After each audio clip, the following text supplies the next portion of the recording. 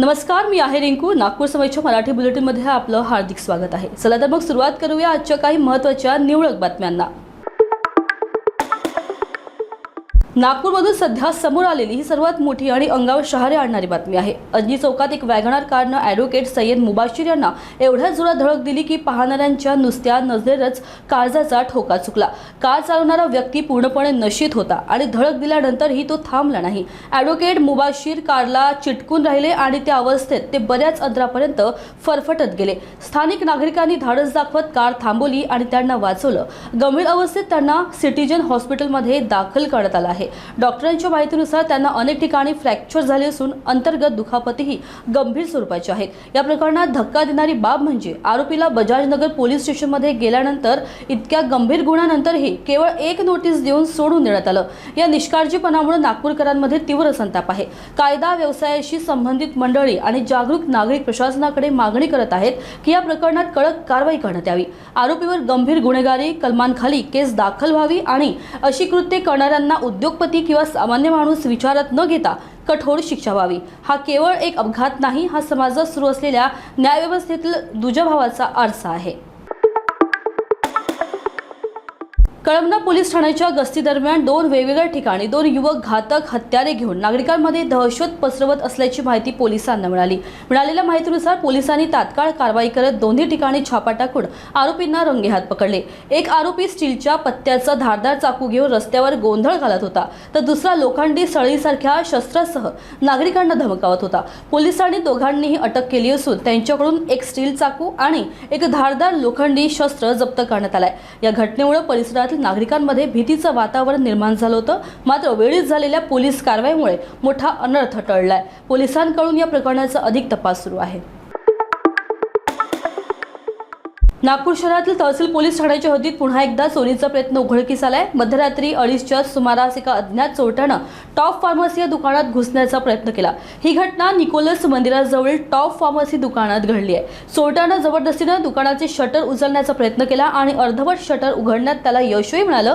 मात्र दुकानाच्या आत मोठी काचेची भिंत असल्यानं त्याचे सर्व प्रयत्न फसले. या यशस्वी अडथळ्यामुळे कोणतीही मोठी हानी झाली नाही आणि चोरी टळली. दुकान मालकाला सकाळी हा प्रकार लक्षात आला. त्याने तात्काळ तहसील पोलिसांना माहिती दिली. पोलिसांनी घटनास्थळी दाखल होऊन तपास सुरू केला आहे. परिसरातील सीसीटीव्ही फुटेज तपासले जात आहेत आणि चोरट्याची ओळख पटवण्याचे प्रयत्न सुरू आहेत. सुदैवानं मोठा अनर्थ टळला असला तरी अशा घटना नागरिकांमध्ये भीतीचं वातावरण निर्माण करतात. पोलीस अधिक तपास करत असून लवकरच आरोपीला गजाआड करण्यात येईल असा विश्वास व्यक्त केला जात आहे.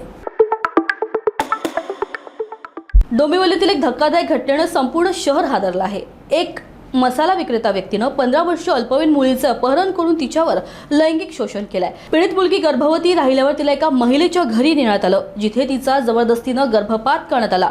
त्यानंतर या मुलीला एका दाम्पत्याच्या घरी ठेवण्यात आलं, जिथे तिला देहविक्रीच्या गर्तेत ढकलण्यात आलं आणि पुन्हा तिच्यावर लैंगिक अत्याचार सुरू झाले. सामाजिक कार्यकर्त्यांच्या मदतीनं हा सगळा धक्कादायक प्रकार उघडकीस आला. अखेर टिळकनगर पोलिसांनी त्या महिलेच्या घरी छापा टाकून मुलीची सुटका केली.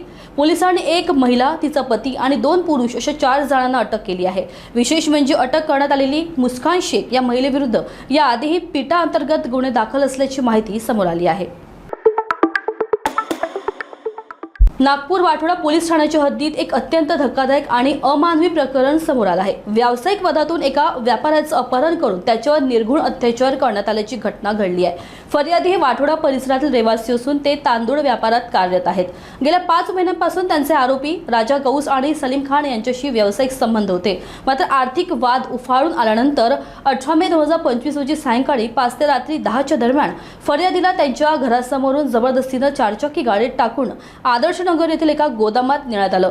तिथे बास आणि मुस्ट्यांनी त्यांना बेदम मारहाण करण्यात आली. यानंतर त्यांच्या डोळ्यांवर पट्टी बांधून त्यांना माणकापूर येथील एका अनोळखी घरात नेण्यात आलं, जिथे त्यांच्या दातावर अत्याचार करण्याचा प्रयत्न करण्यात आला आणि त्यांच्या चेहऱ्यावर मलमूत्र फेकून अमानवी वागणूक देण्यात आली.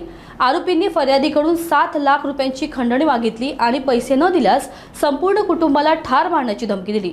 शेवटी फर्यादीला खरबी रोडवर सोडून आरोपी पसार झाले.